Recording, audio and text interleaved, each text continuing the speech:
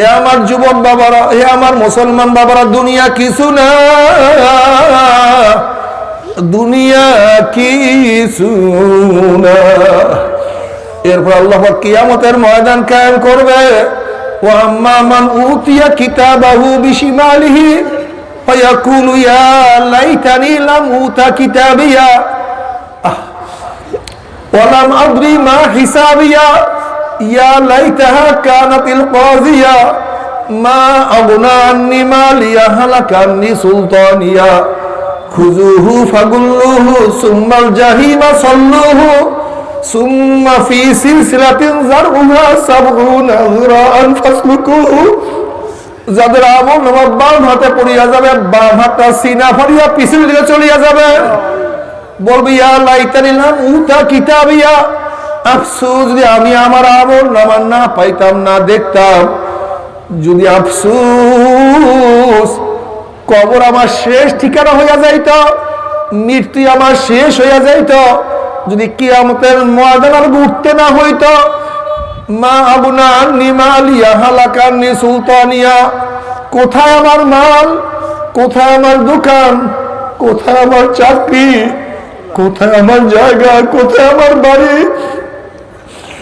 যে ব্যবসা, যে দোকানের জন্য জীবনটাকে ধ্বংস করিয়া ফেলাইছি, নামাজ পড়ার সুযোগ পাই নাই, যেই বাড়ি করার জন্য আমি এত সাধনা করছি, সেই বাড়ি আমার কোথায়? যেই ক্ষমতার জন্য এত সাধনা করছি, এত জুলুম করছি, এত অত্যাচার করছি, এত খুন করছি, সেই ক্ষমতা কোথায়? মাউনা নিমালিয়া হালাকান্নি সুলতানিয়া, সব তো ধ্বংস হয়ে গেল, এখন তার কিছুই নাই। নাফরমান আফসোস করবে আর হাত চাবাইতে থাকবে, হাত চাবাইতে চাবাইতে চাবাইতে চাবাইতে কোন পর্যন্ত চাবাইয়া সব ফাটা ফাটা করিয়া ফেলাবে। এরপর আল্লাহ পাক বলল খুযুহু ফাগুল্লুহু, এ ফেরেশতা নাফরমানকে ধর, ওকে বাম দিয়া ফেলো। এই আদেশ দেওয়ার সাথে সাথে একদল জাহান্নামের ফেরেশতারা 70 গজ লম্বা লম্বা আগুনের শিকল দিয়া নাফরমানকে পেঁয়াজ দিয়া ফেলাইবে। যেরকম কুকুরের পায়ের মধ্যে রশি লাগাইয়া টানতে টানতে কুয়ার মধ্যে ফালাইয়া দেওয়া হয়, ঠিক নাফরমানের হাত পায়ের মধ্যে জাহান্নামের শিকল লাগাইয়া টানতে টানতে আমি নরই জাহান্নাম, জাহান্নামে নিক্ষেপ করবো। আল্লাহ তুমি মাফ করিয়া দাও। জাহান্নামে যখন নিক্ষেপ করবে 70 বছর পর্যন্ত নাফরমান জাহান্নামের নিচে যাইতেই থাকবে, যাইতেই থাকবে, যাইতেই থাকবে। আল্লাহ তুমি আমাদের সবাইকে মাফ করিয়া দাও। জাহান্নামের উদ্যান হবে, মাঠ হবে, কাঁটা যুক্ত মাঠ। একদল নাফরমানের পা উপরের দিকে থাকবে, চেহারার উপরে হাঁটতে থাকবে। যখন নাফরমান চেহারা হাঁটতে হাঁটতে হাঁটতে হাঁটতে কাঁটা যুক্ত জমিনের মধ্যে চলিয়া যাবে, কাঁটার আঘাতে আঘাতে চোখের মনি খুলিয়া খুলিয়া পড়িয়া যাবে। আবার সেখানে ঘাও সৃষ্টি হবে, ঘাট থেকে অনর্গল রক্ত এবং পুঁজ বের হওয়া শুরু হবে। আমার সে ঘাড় মধ্যে পোকা, পোকার কিট কিট কিটের কামড় দেওয়া শুরু করবে। বড় সহ্য করতে পারবি?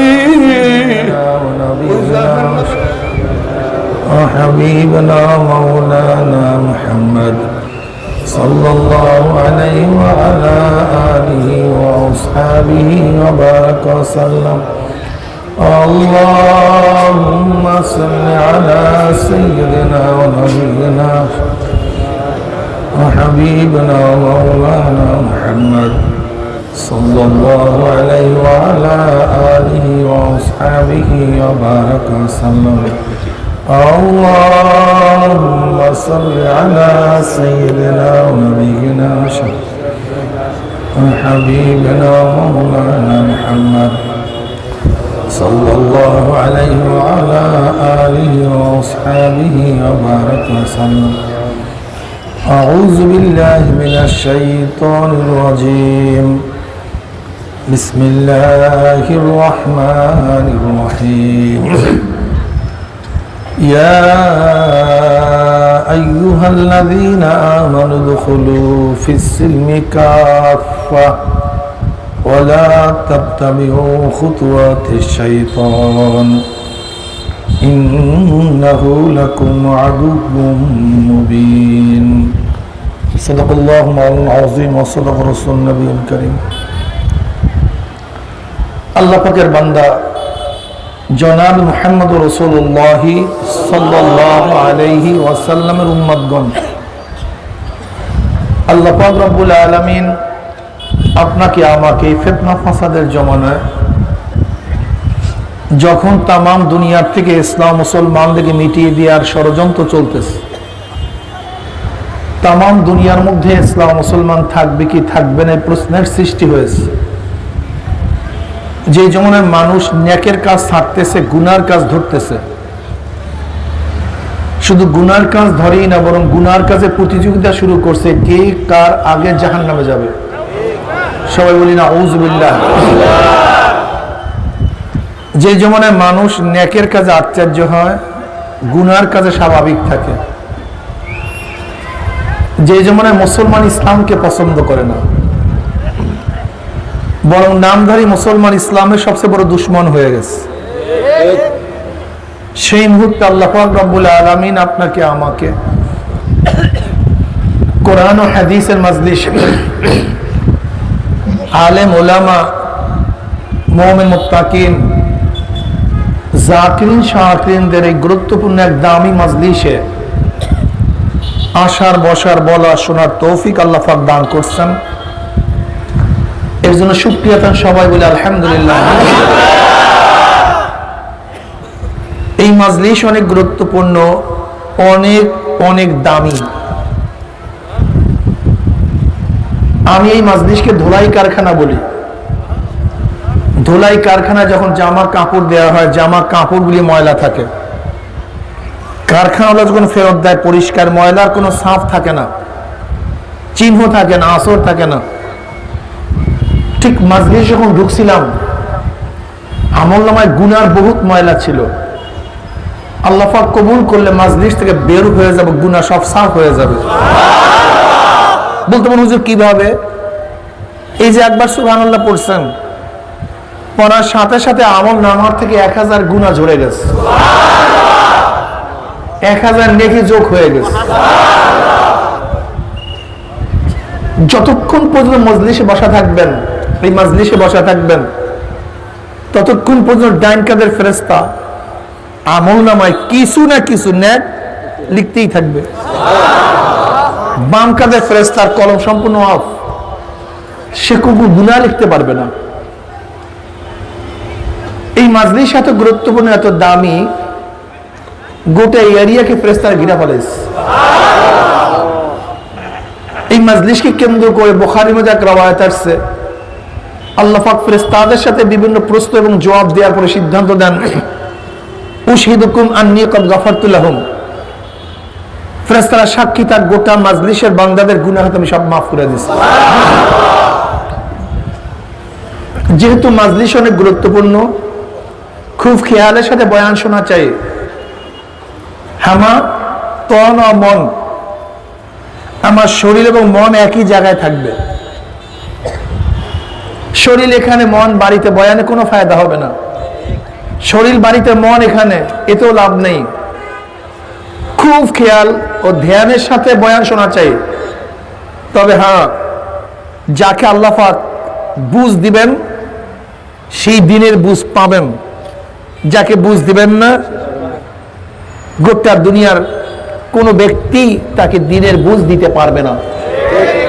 ওয়ান মুআবিয়া রাদিয়াল্লাহু তাআলা قال قال رسول الله صلى الله عليه وسلم من يريد الله به خيرا يفقهه في الدين وانما انا قاسم الله يؤتي মুত্তাফাকুন আলাইহি মধ্যে হাদিস আছে। আল্লাহ পাক যাকে পছন্দ করেন, যার খায়রিয়াত কল্যাণ কামনা করেন, আল্লাহ পাক তাকে দ্বীনের বুঝ দান করেন। নবী কি বলেন? ওয়া ইন্নামা আনা কাসিমুন, আমি বন্টনকারী। আল্লাহ ইউতি, আল্লাহ আমাকে দেয়, আমি সেটা বন্টন করি। বাস, কে হেদায়েত পাবে, কে বুঝ পাবে আর পাবে না, এ দায়িত্ব আমার না, এ দায়িত্ব আল্লাহর। খুব কঠিন মাসালা। এই বুঝ সবচেয়ে দামি, এর চেয়ে দামি কোনো জিনিস নেই। এই বুঝের কারণেই কেউ আস্তিক, এই বুঝের কারণেই কেউ নাস্তিক, এই বুঝের কারণেই কেউ হিন্দু, খ্রিস্টান, ইহুদি, বৌদ্ধ, কেউ আবার মুসলমান। এই বুঝের কারণে। যার বুঝ স্রষ্টা নাই সে তো নাস্তিক হয়ে গেছে। আবার নাস্তিকদের বিশাল এক জামাত, এক দল আছে। নাস্তিকরা আবার দাওয়াতের মেহনতও করে, কিসের জন্য? নাস্তিক বানাবার জন্য। নাস্তিকরা দাওয়াতের মেহনত করে, মারাত্মক মেহনত করে, যা চিন্তা করতে পারবে এত মেহনত করে নাস্তিক বানাবার জন্য। বিশাল এক কাফেলা, বিশাল এক চক্রান্ত। এরা রাষ্ট্রীয়ভাবে প্রতিষ্ঠিত, আন্তর্জাতিকভাবে প্রতিষ্ঠিত, খুবই শক্তিশালী।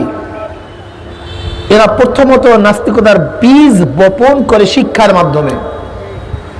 কিসের মাধ্যমে বলেন সবাই? দেখেন, আমি যদি প্রশ্ন করি মুসলিম সন্তান কেন মুসলমান হয়, হিন্দু সন্তান কেন হিন্দু হয়, যদি এই প্রশ্ন আপনাদের কাছে করি আপনারা কি জবাব দিবেন? যে হিন্দুর জন্ম হওয়ার কারণে কি হিন্দু হয়েছে? মুসলমানের জন্ম হওয়ার কারণে কি মুসলমান হয়েছে? না, ব্যাপারটা এরকম না। ব্যাপারটা এরকম না। তাহলে ব্যাপারটা কি? প্রশ্ন করলেই এবং জবাব দিলে আপনারা বুঝতে পারবেন। ধরে নেন কোন এক হিন্দুর নবজাত সন্তান যদি মুসলমানের ঘরে লালিত পালিত হয়, বড় হওয়ার পরে আল্লাহ বলবে না রাম বলবে? বাচ্চা কার? বলছে কি?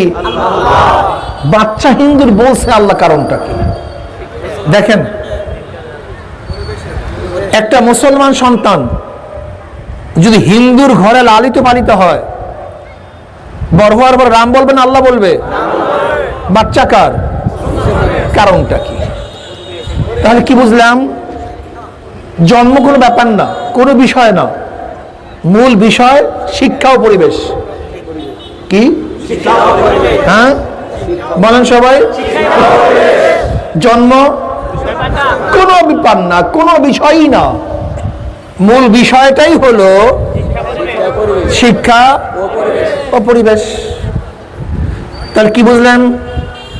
শিক্ষা পরিবেশের মাধ্যমে একটা মানুষকে আদর্শ চেঞ্জ করা যায়, নীতি চেঞ্জ করা যায়, তার ধর্ম চেঞ্জ করা যায়, তার সংস্কৃতি চেঞ্জ করা যায়। করা যায় কি যায় না?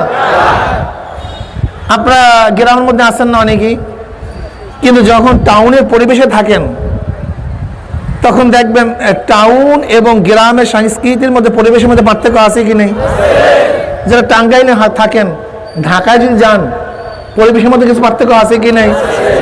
আবার বাংলাদেশের মানুষ যখন ইউরোপ কান্ট্রিতে যায়, দেখবেন তারা যখন আসে তাদের ডিজাইন, ঢং, কথাবার্তা, সংস্কৃতি, চলাফেরা একটু আলাদা কি আলাদা না?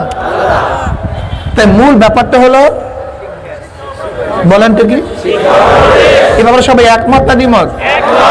এই দুই জায়গাতেই নাস্তিকরা প্রভাব বিস্তার করছে, এই দুই জায়গাতে।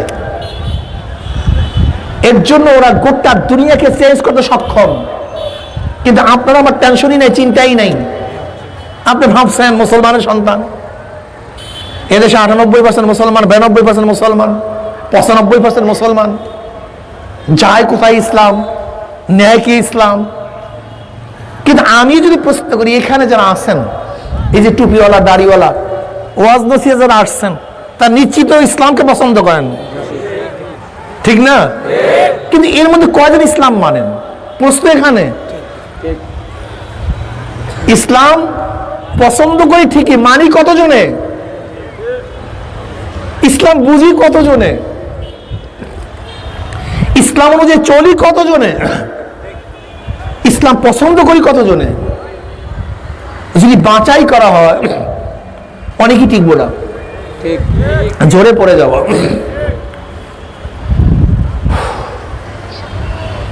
তাহলে আমরা যে পয়েন্টে আসছি সেটা হলো যে শিক্ষা এবং পরিবেশ একটা জাতিকে পরিবর্তন করা সম্ভব, ঠিক না ভাই? বিশ্বাস হয় না? এই দেশটা ছিল আসলে পৌত্তলিকদের দেশ, মূর্তি পূজকদের দেশ। মূর্তি পূজা হইতো, এখানে মুসলমানরা আসছে, দিনের দাওয়াত দিছে। মাইনুদ্দিন চিশতি রহমতুল্লাহ আলাইহির দাওয়াতের ভিত্তিতে তার একার হাতে 1 কোটি হিন্দু মুসলমান হয়েছে, মানে বিজাতি মুসলমান হয়েছে।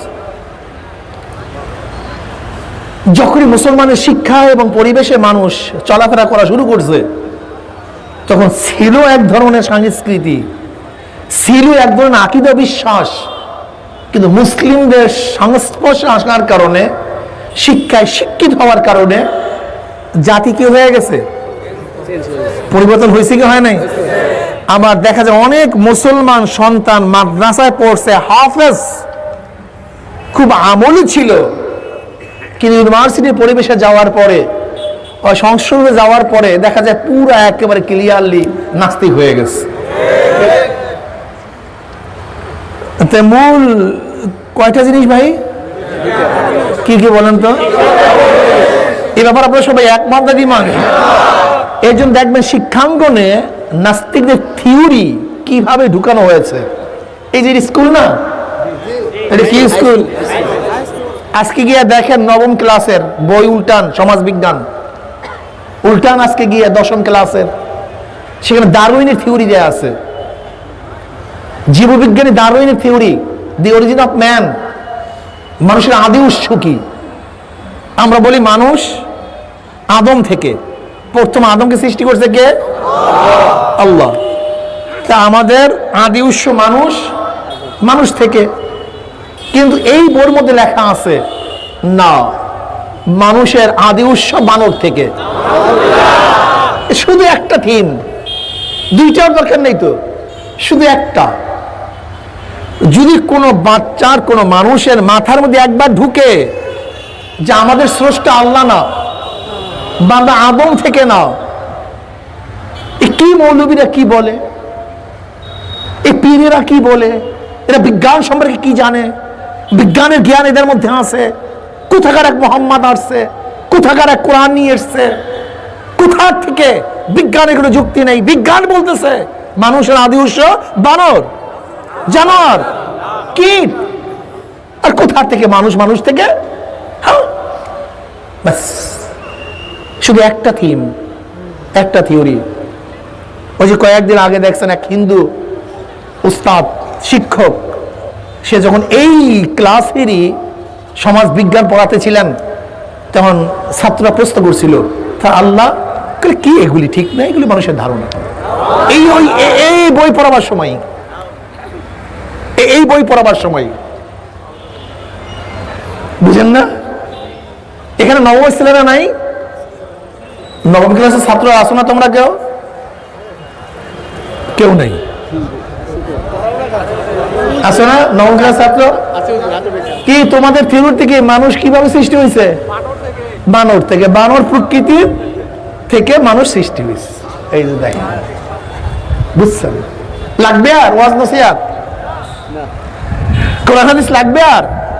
আজকে বাংলাদেশে মেট্রিকে পরীক্ষা দেয় 23 লক্ষ, 25 লক্ষ সন্তান, 26 লক্ষ সন্তান।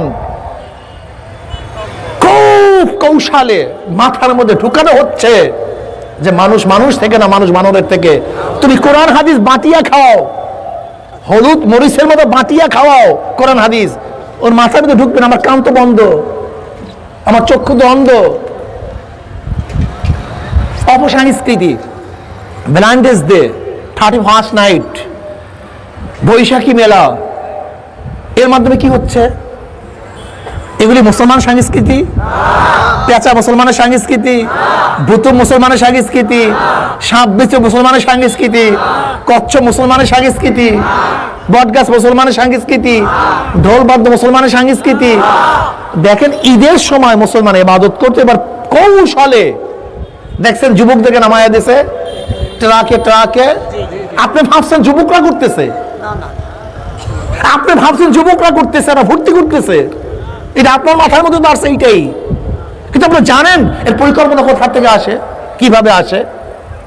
আপনি এবং আমি মুসলমান ইসলামকে এস্টাবলিশ করার জন্য, ইসলামকে প্রোগ্রেস করার জন্য, ইসলামকে শক্তিশালী করার জন্য আল্লাহর কসম করে বলেন কয়দিন চিন্তা করছেন? রাতে শুইয়া শুইয়া বলেন আমাকে, কয়দিন চিন্তা করছেন ইসলাম সব জায়গায় ছড়িয়ে পড়ুক, সমস্ত মুসলমান হয়ে যাক, ইসলামী আদর্শ সব জায়গায় ছড়িয়ে পড়ুক? কয়দিন চিন্তা করছেন আপনি বলেন? একদিনও না। কিন্তু ইসলামকে ধ্বংস করার জন্য হাজার হাজার crore crore million billion dollar, crore crore crore crore million billion dollar ব্যয় করা হচ্ছে শুধু ইসলামকে ধ্বংস করার জন্য। আপনি জানেন অবস্থা কি চলতেছে? খবরই তো নেই। এই তো একদম নাস্তিক, আবার যারা মুসলমান আছে এর মধ্যে তার বিভেদ এবং পার্থক্য কোনো শেষ নাই, কোনো সীমা নাই, কোনো সংখ্যা নাই। এই যত গায়রে মুসলিম সবাই ইসলামকে ধ্বংস করার ব্যাপারে একমত। আমার মুসলমানদের মধ্যে গ্রুপ, এই যে হিজবুত তাওহীদ নামে বাইজিদ খান পন্নী আপনাদের টাঙ্গাইলের, এসে ইসলামের কোন সম্পর্ক আছে আমাকে বলেন? নাম দিছে তৌহিদ জামাত, হিজবুত তাওহীদ, ওই তো তৌহিদ জামাত, হিজবুত তাওহীদ। চিন্তা করতে পারছেন? মাজার পূজার সাথে ইসলামের কোনো সম্পর্ক আছে? বাউল দেশের ইসলামের কোনো সম্পর্ক আছে আমাকে বলেন? লালনের সাথে, লালন এই যে ঈশের কুষ্টিয়ার, এর সাথে ইসলামের কোনো আদৌ কোনো সম্পর্ক আছে আমাকে বলেন তো? এই যে আপনাদের এই এনায়েতপুর, এর সাথে ইসলামের আদৌ কোনো সম্পর্ক আছে? কোনো সম্পর্ক নেই, কিন্তু নাম দিছি ইসলাম। এরপর আসেন যারা একটু নামাজ রোজা করি, এরা তো নামাজ রোজাই করে না টোটালি, কিন্তু যারা নামাজ রোজা করি এর মধ্যে আমার বাইরে হয়েছে কি লামুজহাবি,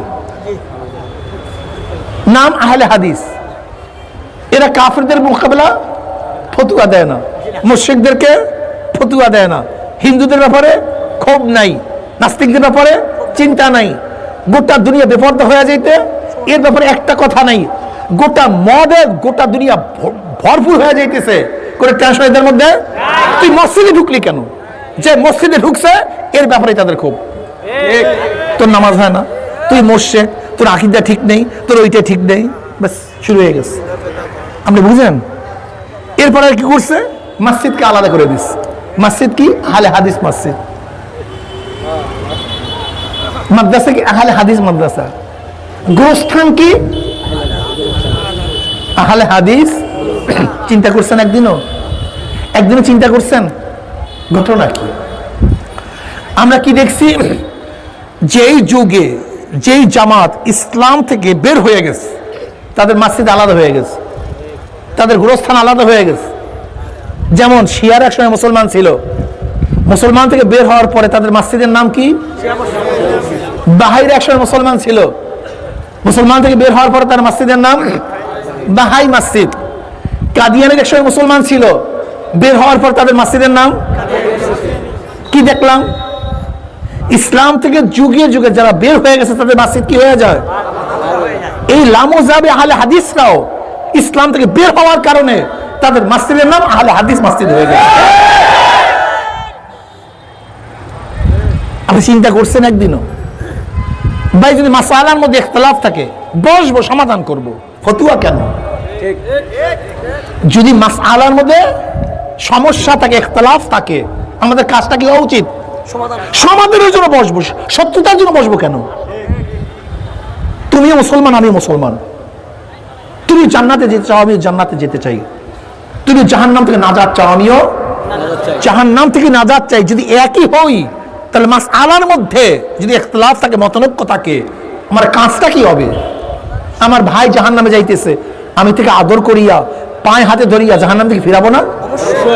যদি আমরা জাহান্নামেই যাই, জাহান্নামের পথই ধরি, তোমাদের উচিত ছিল কি আমাদের হাতে পাও ধইরা জাহান্নাম থেকে ফিরানো? কিন্তু তুমি কাজটা করো কি? যত ডাকি তুমি তো কাছে আসোই না, বরং খালি ফতুয়া দিয়ে বেড়াও। এরা মুশরিক, এরা কাফের, এদের কিচ্ছু হয় না। একদিন চিন্তা করছেন, দেখবেন এদের চিন্তা একজন বেনামাজিকে নামাজি বানাবার কোন টেনশন এদের মধ্যে নাই। দেখেন আপনি একজন মদখোরেদের মাধ্যমে মদ ছাড়ছে, এর প্রমাণ দেখাতে পারবেন না। একজন গাঁজাখোরেদের বয়ানে গাঁজা ছাড়ছে, আমাকে প্রমাণ দেখাতে পারবেন না। সহজে না, হতে পারে সেটা ভিন্ন কথা, খুব কম, রেয়ার, হতে পারে না, পর আমি জানি না। কিন্তু যে ব্যক্তি নামাজ পড়বে, ইবাদত করবে, এদেরকে খুবই সমস্যা, এদের আপসের মধ্যে ডিভাইডেড সৃষ্টি করা, ফিতনা ফিতনা, খুব কঠিন মাসআলা। এর জন্য মুসলমানদের হুশমান হতে হবে, চিন্তাশীল হতে হবে। আল্লাহ পাক কি বলেন? আফালা তাতাফাক্কারুন, আফালা তাকিলুন, আফালা তুবসিরুন, ইয়া উলিল আলবাব, ইয়া উলিল আবসার। তোমরা কি দেখো না? তোমাদেরকে জ্ঞান নাই? তোমরা কি চিন্তা করবো না? চিন্তা করতে হবে, ভাবতে হবে, আমাকে টেনশন করতে হবে। আল্লাহ বলা লোকদেরকে কিভাবে আল্লাহর সাথে মিলিয়ে দেওয়া যায়, এই ঘুরে দেওয়া সমাজকে পরিবর্তন করে কিভাবে ইসলামী সমাজ গঠন করা যায়। আজকে বেঈমান দিকে মানুষ যাচ্ছে, সেখান থেকে ফিরিয়ে মানুষদেরকে আল্লাহর সাথে কিভাবে মিলিয়ে দেওয়া যায়, এই চিন্তা তোমার মধ্যে আমার মধ্যে করতে হবে। আমার যুবক বাবা, আমার মুরব্বী বাবা, আমরা তো দুনিয়া নিয়েই ব্যস্ত, সারাদিন দুনিয়া। অথচ শাহজালাল ইয়ামানি রহমতুল্লাহ আলাইহি ইয়ামান থেকে এদেশে কেন আসছেন? ইস্ট ইন্ডিয়া কোম্পানি এদেশে আসছে ব্যবসা করার জন্য, ব্যবসার নামে দেশ দখল করার জন্য। কিন্তু শাহজালাল ইয়ামানি রহমতুল্লাহ ইয়ামান থেকে এখানে আসছেন কেন? শুধু কলেমার দাওয়াত দেওয়ার জন্য। শাহ পরান রহমতুল্লাহ এখানে আসছেন কেন? শুধু কলেমার দাওয়াত দেওয়ার জন্য। হাজারো আল্লাহ ওয়ালার এদেশে আসছেন ব্যবসা করার জন্য নয়, দেশ দখল করার জন্য নয়, তোমার মতো আমার মতো মানুষদেরকে কলেমা শিক্ষা দেওয়ার জন্য। তারা যদি এত সাধনা চেষ্টা করতে পারে, তাহলে তুমি কি বাড়ির পাশে লোকটাকে একটু সাধনা করিয়া কলেমা পড়াতে পারো না? একটু নামাজ পড়াতে পারো না? বাদ দাও বাড়ির পাশের লোক, তুমি তোমার ছেলেকে নামাজ পড়াও না কেন? তুমি তোমার মেয়েকে নামাজ পড়াও না কেন? তুমি তোমার স্ত্রীকে দাওয়াত দাও না কেন? দাওয়াত দাও। উস্তাদ ছাত্রকে দাওয়াত দেন, চেয়ারম্যান সাহেব আপনার জনগণকে দাওয়াত দেন, মেম্বার সাহেব আপনার ওয়ার্ডের লোককে দাওয়াত দেন, মুরব্বীরা তোমার ছোটদেরকে দাওয়াত দাও, বড় ভাইরা ছোট ভাইদেরকে দাওয়াত দাও। আমরা মুসলমান, আমি বিশ্বাস করি দুনিয়া শেষ নয়, এরপরও এক জিন্দেগি আছে। যাদের বিশ্বাস নাই তারা ওদের অবস্থা চলতে থাকুক, তারা বিশ্বাস করি। কি বিশ্বাস করি? দুনিয়াতে যা কিছু করব, যা কিছু বলবো, যা কিছু দেখব, যা কিছু চিন্তা করব, কিয়ামতের ময়দানে সব কিছুর ব্যাপারেই জিজ্ঞাসিত হব। এই চিন্তা আমার মধ্যে আছে কি নাই? থাকে উচিত কি উচিত না? আল্লাহ পাক কি বলেন? ইয়া আইয়ুহাল্লাযীনা আমানু দুখুলু ফিস সিলমি কাফা। হে মুমিনরা, হে মুমিনরা, ইসলামের মধ্যে পরিপূর্ণ প্রবেশ করো। ঈমান ইসলাম যখন এক জায়গায় আসবে, তখন ঈমানের অর্থ হবে বিশ্বাস, আর ইসলামের অর্থ হবে বাহ্যিক আমল। তার মানে যারা বিশ্বাস করছো তারা বাহ্যিক আমলকে ইসলামের কায়দায় সাজাও। উদখুলু ফিস সিলমি। ইসলাম এবং ঈমান যখন ভিন্ন ভিন্ন জায়গায় আসবে, তখন ঈমানের দ্বারা উদ্দেশ্য ইসলাম, ইসলামের দ্বারা উদ্দেশ্য কি? ঈমান। কিন্তু যখন একই জায়গায় আসবে, তখন ঈমানের অর্থ কি? বিশ্বাস। ইসলামের অর্থ আমল, বাহ্যিক আমল। ইয়া আইয়ুহাল্লাযীনা আমানু দুখুলু ফিস সিলমি কাফা।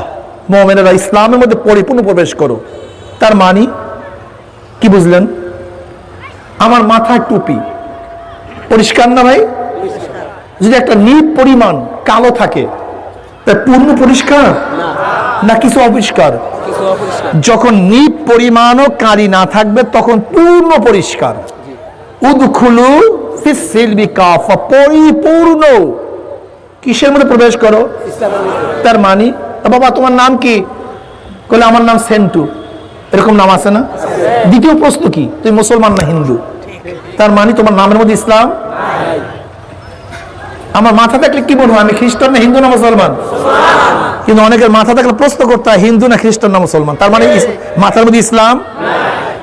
আমার চেহারা দেখলে কি মনে? আমি খ্রিস্টান না হিন্দু না মুসলমান? অনেকের চেহারা দেখলে প্রশ্ন করতে হয়, তার মানে চেহারার মধ্যে ইসলাম। আমার আমার পোশাক দেখলে কি মনে হয় আমি খ্রিস্টান না হিন্দু না মুসলমান? অনেকের পোশাক দেখলে বোঝা যায় না, প্রশ্ন করতে হয়। তার মানে পোশাকের মধ্যে ইসলাম, মেয়ের মধ্যে, ছেলের মধ্যে, ব্যবসার মধ্যে, ঘরের মধ্যে, স্ত্রীর মধ্যে, দলের মধ্যে, নেতার মধ্যে আল্লাহ বলছিল পরিপূর্ণ।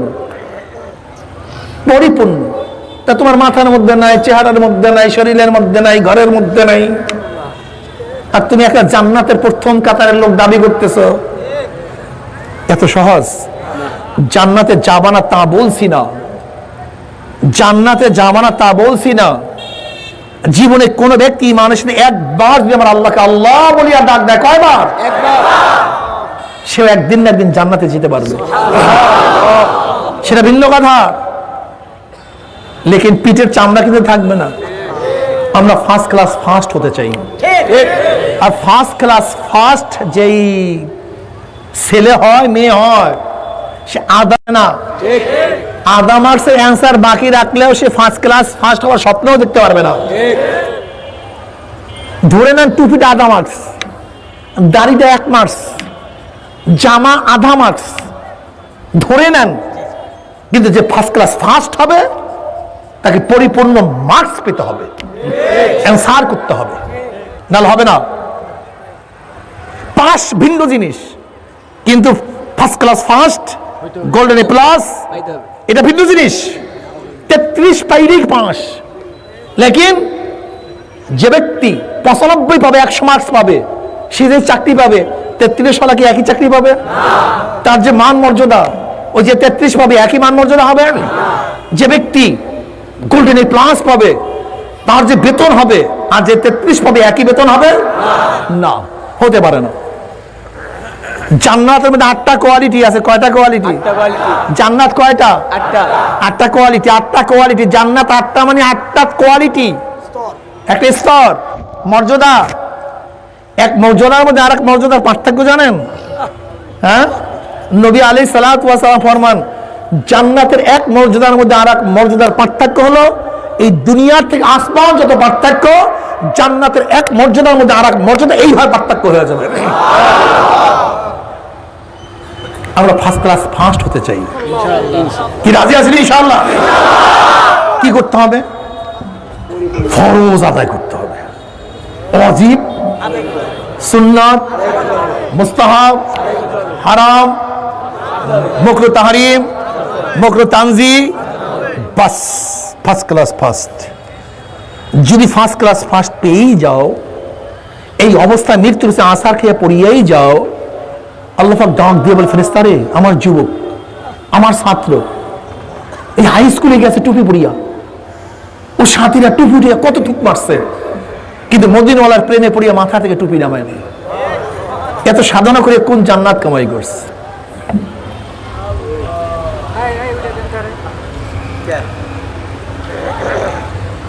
আমার ছাত্র দাড়ি রাখিয়া কলেজে গেছে, সাথীরা দাড়ি ধরিয়া কত টানা হেসরা করছে, কিন্তু আমার নবীর প্রেমে পড়িয়া মাথার থেকে চেহারা থেকে দাড়ি নামায় নাই, কাটে নাই। এত সাধনা করে কোন জান্নাত কামাই করছে? আমার ছাত্র লম্বা জামা গায়ে ইউনিভার্সিটিতে গেছে, সাথীরা জামা ধরিয়া কত টানা হেসরা করছে, কিন্তু নবীর প্রেমে পড়িয়া লম্বা জামাও গাঁট থেকে নামায় নাই। আমার এই মহিলা এত সুন্দরী, এত সুশ্রী, কত আকর্ষণীয় চেহারা, মাঝে মাঝে চেহারা উন্মোচন করিয়া রাস্তায় বের হওয়ার শখ তার মধ্যে পয়দা হয়েছিল, কিন্তু যখনই বেপরদা অবস্থায় রাস্তায় নামবে হঠাৎ খেয়াল করছে আমার মাওলা নিষেধ করছে। এরকম নাই? আমি বিপদ অবস্থায় রাস্তায় নামতে পারবো না, এত সাধনা করে কোন জান্নাত কামাই করছে?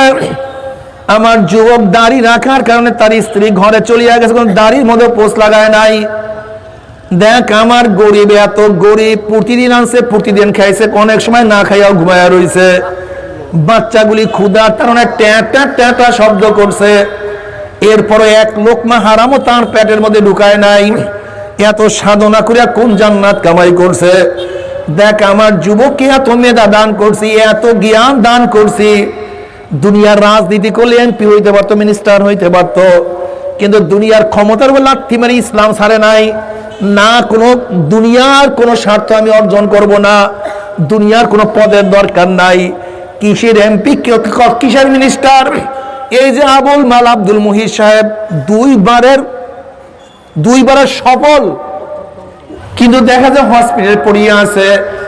যখন ক্ষমতা ছাড়িয়া ঢাকা থেকে গেছে, দেখেন নাই সিলেটে হুইল চেয়ার ধরবে এরকম লোক পাওয়া যায় নাই, হুইল চেয়ার ধরবে, অথচ দুইবারের সফল অর্থমন্ত্রী, সফল অর্থমন্ত্রী, সব স্বার্থপর।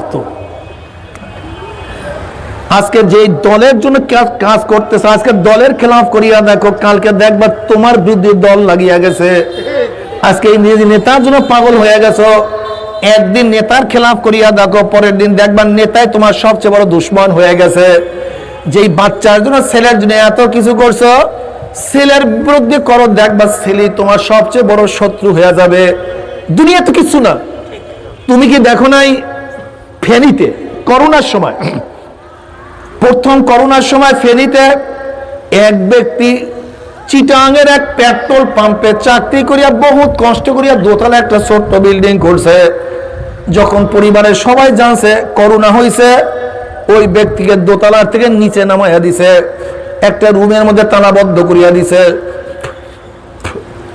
তার কাছেও কেউ যায় না।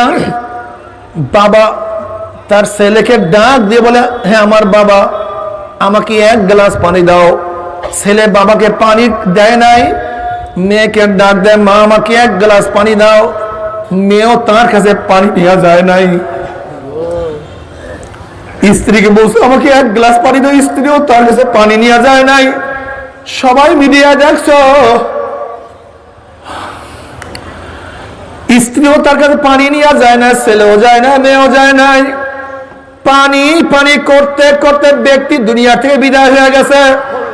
যখন পরিবারের সবাই জানছে ব্যক্তি মারা গেছে, তারা ঘরের টানা বন্ধ করিয়া বাড়ি থেকে বিদায় হয়ে গেছে। এরপরে এলাকার চেয়ারম্যান, মেম্বার, অন্য মানুষ জানার পরে তালা ভাঙ্গিয়া তাকে দাফন কাপড়ের ব্যবস্থা করছে। এ আমার মুসলমান বাবারা, যুবক বাবারা, মুরব্বী বাবারা, দুনিয়া কিছু না, দুনিয়া কিছু না। বিপদে পড়িয়া দেখো, বিপদে পড়িয়া দেখো, কিছু না। বাবার আজকে যাদের জন্য যত কিছু করি, তুমি আমি মারা গেলে তোমাকে আমাকে সময় ভুলিয়ে যাবে। বাবার কত মানুষ আমাদের সাথে ছিল, একটু খবর নিয়ে দেখো, একটু খেয়াল করিয়া দেখো, কত মানুষ আমাদের সাথে ছিল, কত ছাত্র ভাই আমাদের সাথে ছিল, আজকে তারা দুনিয়াতে নাই। আমার ভাই নাই, আমার বাবা নাই, আমার মা নাই, বন্ধু নাই, পাড়ার ওই ব্যক্তি নাই, দাদা নাই, দাদু নাই, নানা নাই, নানু নাই। আমি তুমি একদিন দুনিয়াতে থাকবো না। কি নিয়ে রওনা করছো, কোথায় রওনা করছো? খবরদার, মাওলাকে রাজি খুশি না করিয়া কেউ মাওলার কবরে যাইও না। দুনিয়ায় খাইলেও মারা যাবো, না খাইলেও মারা যাবো, প্রেসিডেন্ট হইলেও মারা যাবো, প্রজা হইলেও মারা যাবো। তুমি কি দেখো নাই যে ঔষধ বানাইছে সেও দুনিয়ার থেকে বিদায় হয়ে গেছে, যে ঔষধ বিক্রি করছে সেও দুনিয়ার থেকে বিদায় হয়ে গেছে, যেই ডাক্তার প্রেসক্রিপশন করছে সেও দুনিয়ার থেকে বিদায় হয়ে গেছে, যেই রোগী ঔষধ সেবন করছে সেও মারা গেছে, যেই জজ সাহেব ফাঁসির রায় লিখছে সেও মারা গেছে, যেই জল্লাদ ফাঁসি কার্যকারী করছে সেও মারা গেছে, যাকে কার্যকারী করছে সেও দুনিয়ার থেকে বিদায় হয়ে গেছে। ধনীও নাই, গরিবও নাই, শিক্ষিত নাই, মূর্খ নাই। তুমি আমি একদিন থাকবো না। কি নিয়ে রওনা করছো, কোথায় রওনা করছো? খবরদার, মুসাফির হিসাব বিকাশ না মিলাইয়া কেউ মাওলার কবরে যাইও না। যদি মাওলাকে নিয়ে কবরে যাইতেই পারো, খুব মজা, খুব মজা। জনাব মুহাম্মদ রাসূলুল্লাহ সাল্লাল্লাহু আলাইহি ওয়াসাল্লামের রওজার সাথে যখন সুরাক হয়ে যাবে, রাস্তা হয়ে যাবে, ফেরেশতারা প্রশ্ন করে, মান হাযা রাজুল, চেনো তুমি ওই ব্যক্তিকে? তখন যুবক মুরব্বী দেখিয়ে চিনিয়া ফলাইবে আমার নবীর মাথার সাথে তার মাথার মিল, নবীর চেহারার সাথে মিল, পোশাকের সাথে মিল, নীতির সাথে মিল, আদর্শের সাথে মিল, নবীর দলের সাথে মিল, তার নেতার সাথে আমার নবীর মিল। অমনি বলবে যে আমার নবী জনাব মুহাম্মদ রাসূলুল্লাহ সাল্লাল্লাহু আলাইহি ওয়াসাল্লাম। অমনি আমার মাওলার ডাক দিয়ে বলবে সাদাকা আব্দি, আমার বান্দা সত্য কথা বলছে।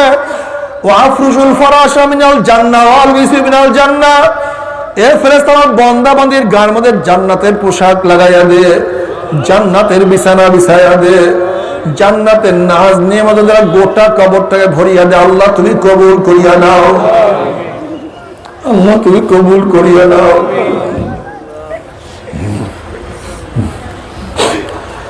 কবরের সময় কখন চলিয়া যাবে আল্লাহ পাকের মুমিন বান্দা বান্দি কোনো কিছুই টের করতে পারবে না।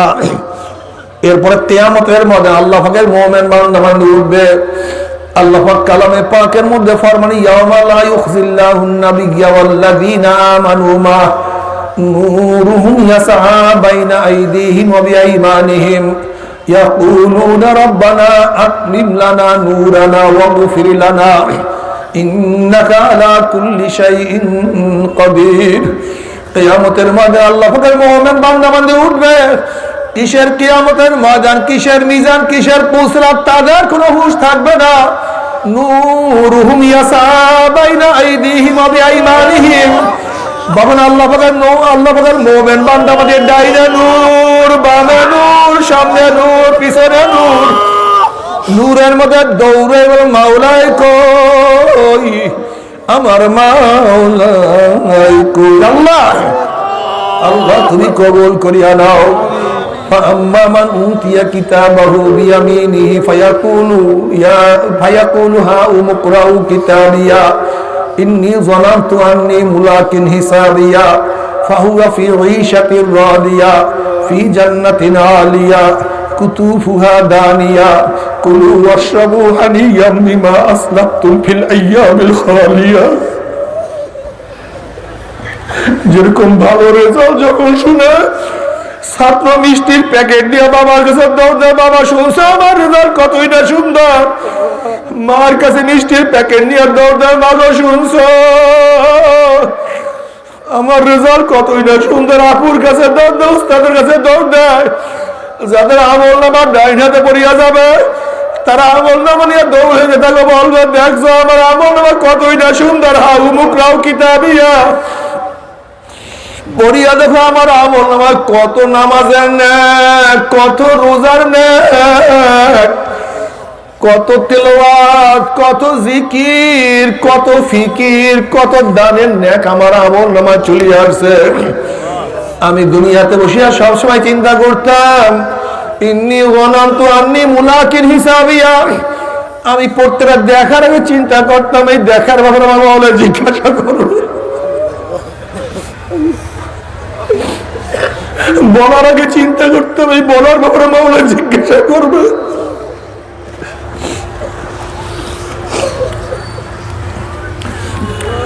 হাত চালাবার আগে চিন্তা করতাম এই ব্যাপারে আমার মাওলা জিজ্ঞাসা করবে। হাঁটার আগে চিন্তা করতাম এই ব্যাপারে আমার মাওলা জিজ্ঞাসা করবে। চিন্তা করার আগে চিন্তা করতাম না গুনার কাজ করা যাবে না। আল্লাহ তুই মাফ করিয়া দাও, গুনাহ থেকে বাঁচিয়ে থাকার তৌফিক দিয়ে দাও। বাবারে, আমার যুবক বাবারা, আমার মুরব্বী বাবারা, আমার পর্দারা মা বোনেরা, কোথায় রওনা করছো, কি নিয়ে রওনা করছো? আল্লাহ না করুক, আল্লাহ না করুক, আল্লাহ না করুক যদি মাওলাকে রাজি খুশি না করে আমার মাওলার কবরে যাও। জনাবে মুহাম্মদুর রাসূলুল্লাহ সাল্লাল্লাহু আলাইহি ওয়াসাল্লামের রওজা পাকের সাথে যখন সুরাক হয়ে যাবে, রাস্তা হয়ে যাবে, ফেরেশতারা প্রশ্ন মান হাজার রাজুল, চেন ওই ব্যক্তিকে। তখন নাফরমান দেখবে আমার নবীর মাথার সাথে নাফরমানের মাথার কোনো মিল নাই, বরং মাথার সাথে খ্রিস্টানদের মাথার মিল, নেইমারের মাথার মিল, নায়কদের মাথার মিল, বড় বড় লুচ্চাদের মাথার মিল। ওর চেহারার সাথে আমার নবীর চেহারার মিল নাই, বরং হিন্দুদের চেহারার সাথে মিল, খ্রিস্টানদের চেহারার সাথে মিল। ওর পোশাকের সাথে আমার নবীরও পোশাকের মিল নাই, বরং নাস্তিকদের পোশাকের সাথে ওর মিল। ওর দলের সাথে আমার নবীর দলের মিল নাই, ওর নীতির সাথে আমার নবীর নীতির মিল নাই, আদর্শের সাথে মিল নাই। ওর সাথে আমার নেতার সাথে আমার নবীর কোনো মিল নাই। তখন নাফরমান আমার নবীকে চিনতে পারবে না। নাফরমান চিন্তা করবে কি বলবো, কোনটা সত্য কোনটা মিথ্যা। নাফরমান কোনো কিছুই সিদ্ধান্ত করতে পারবে না। তখন নাফরমান বলবে হা হা লাদরি, হা হা লাদরি, আমি ওনাকে চিনি না, ওনার সাথে আমার কোনো পরিচয় নেই, আল্লাহ তুমি মাফ করিয়া দাও, তোমার নবীকে ছাড়া তৌফিক দিয়ে দিও। বলবে হা হা লাদরি, আমি ওনাকে চিনি না। অমনি আমার মাওলা ডাক দিয়ে কাযাবা আদুগুল্লাহ, আমার দুশমন মিথ্যা কথা বলছে, এ কবরের মাটি চাপ দে। অমনি কবরের দুই পাশের মাটি এত জোরে চাপ মারবে, চাপে চলে এক পাঁজরের মাটি আর এক পাঁজরে লাগাইয়া ফেলাইবে। এ ফেরেশতারা কবরের মধ্যে আগুন ধরাইয়া দেয়। অমনি গোটা কবরটা আগুনে ভরিয়া যাবে, আল্লাহ তুমি মাফ করিয়া দাও। আযাবুল কবর হকুন, কবরে আযাব সত্য, কোনো সন্দেহ নাই। এমন কোন হাদিসের কিতাব নাই যে হাদিসের কিতাবের মধ্যে কবরে আযাবের বয়ান আসে নাই রে বাবা। কত মানুষ কবরে আযাব দেখছে। আমার দাদা জান রাহমাতুল্লাহ আলাইহি তার কিতাবের মধ্যে সত্য একটা ঘটনা উল্লেখ করছেন। আমার দাদা জান রাহমাতুল্লাহ আলাইহির বিয়াই আব্দুল কাদের ফরাজি সাহেব বলে, বিয়াই সাহেব একটা আশ্চর্য ঘটনা শুনেন।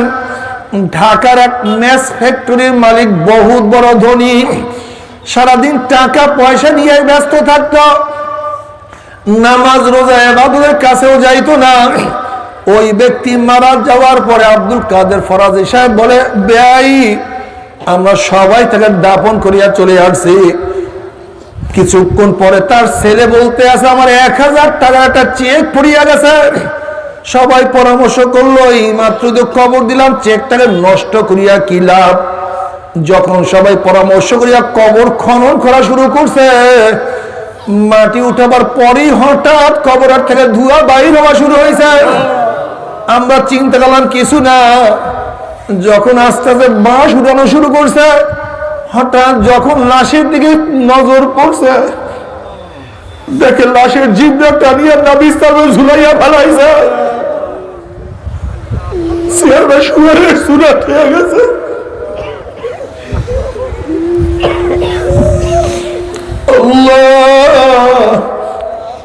হাত পা ভাঙ্গি একত্রিত করিয়া হয়েছে। বিয়াইছে এই অবস্থা দেখার পরে যারা দেখছে সবাই চিল্লান দিয়া বেহুশ হইয়া পড়িয়া গেছে। 15-20 দিন পর্যন্ত আমার মুখে ঠিক মতো খানা যায় নাই। এ আমার যুবক বাবারা, এ আমার মুসলমান বাবারা, দুনিয়া কিছু না, দুনিয়া কিছু না। এরপর আল্লাহ কিয়ামতের ময়দান কায়েম করবে। ওয়া আম্মা মান উতিয়া কিতাবাহু বিশিমালিহি ফায়াকুলু ইয়া লাইতানি লাম উতা কিতাবিয়া ওয়া লাম আদরি মা হিসাবিয়া ইয়া লাইতাহা কানাতিল কাযিয়া মা আগনা আন্নি মালিয়া হালাকান্নি সুলতানিয়া খুযুহু ফাগুল্লুহু সুম্মাল জাহিমা সাল্লুহু সুম্মা ফি সিলসিলাতিন যারউহা 70 যিরাআন ফাসলুকুহু। যাদের আমল নামা বাম হাতে পড়িয়া যাবে, বাম হাতটা সিনা ফাড়িয়া পিছনের দিকে চলিয়া যাবে। বলবি ইয়া লাইতানি লাম উতা কিতাবিয়া, আফসোস যদি আমি আমার আমল নামা না পাইতাম, না দেখতাম। যদি আফসোস কবর আমার শেষ ঠিকানা হইয়া যাইত, মৃত্যু আমার শেষ হইয়া যাইত, যদি কিয়ামতের ময়দান আর উঠতে না হইত। মা আবুনা আন্নি মালিয়া হালাকান্নি সুলতানিয়া, কোথায় আমার মাল, কোথায় আমার দোকান, কোথায় আমার চাকরি, কোথায় আমার জায়গা, কোথায় আমার বাড়ি। যে ব্যবসা, যে দোকানের জন্য জীবনটাকে ধ্বংস করিয়া ফেলাইছি, নামাজ পড়ার সুযোগ পাই নাই, যেই বাড়ি করার জন্য আমি এত সাধনা করছি, সেই বাড়ি আমার কোথায়? যেই ক্ষমতার জন্য এত সাধনা করছি, এত জুলুম করছি, এত অত্যাচার করছি, এত খুন করছি, সেই ক্ষমতা কোথায়? সুলতানিয়া, সব তো ধ্বংস হয়ে গেল, এখন তার কিছুই নাই। নাফরমান আফসোস করবেন, হাত চাবাইতে থাকবে, হাত চাবাইতে চাবাইতে চাবাইতে চাবাইতে কোন পর্যন্ত চাবাইয়া সব ফাটা ফাটা করিয়া ফেলাবে। এরপর আল্লাহ পাক বলল খুযুহু ফাগুল্লুহু, এ ফেরেশতা নাফরমানকে ধর, ওকে বান্ধিয়া ফেলো। এই আদেশ দেওয়ার সাথে সাথে একদল জাহান্নামের ফেরেশতারা 70 গজ লম্বা লম্বা আগুনের শিকল দিয়া নাফরমানকে পেঁয়াজ দিয়া ফেলাইবে। যেরকম কুকুরের পায়ের মধ্যে রশি লাগাইয়া টানতে টানতে কুয়ার মধ্যে ফালাইয়া দেওয়া হয়, ঠিক নাফরমানের হাত পায়ের মধ্যে জাহান্নামের শিকল লাগাইয়া টানতে টানতে মিন ওয়ারাই জাহান্নাম, জাহান্নামে নিক্ষেপ করবে। আল্লাহ তুমি মাফ করিয়া দাও। জাহান্নামে যখন নিক্ষেপ করবে 70 বছর পর্যন্ত নাফরমান জাহান্নামের নিচে যাইতেই থাকবে, যাইতেই থাকবে, যাইতেই থাকবে। আল্লাহ তুমি আমাদের সবাইকে মাফ করিয়া দাও। জাহান্নামের উদ্যান হবে, মাঠ হবে, কাঁটা যুক্ত মাঠ। একদল নাফরমানের পা উপরের দিকে থাকবে, চেহারার উপরে হাঁটতে থাকবে।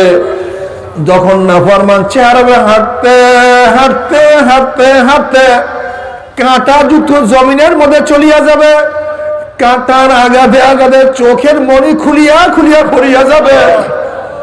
আবার সেখানে ঘাও সৃষ্টি হবে, ঘাট থেকে অনর্গল রক্ত এবং পুঁজ বের হওয়া শুরু হবে। আমার সে ঘাড় মধ্যে পোকা, পোকায় কিট কিট কিটে কামড় দেওয়া শুরু করবে। বলে সহ্য করতে পারবি? ওই জাহান্নামের এক সেকেন্ড যাব, কেউ তো সহ্য করতে পারবো না। কেউ যদি বলতো হুজুর আমার পাও দিলে আমি আর গুনার কাজ করবো না, বাবা আমি আল্লাহর কসম করে বলতে তোমার 100 বার পা ধরতে রাজি আছি রে বাবা, তারপরেও গুনার কামের কাছেও কেউ যাইও না।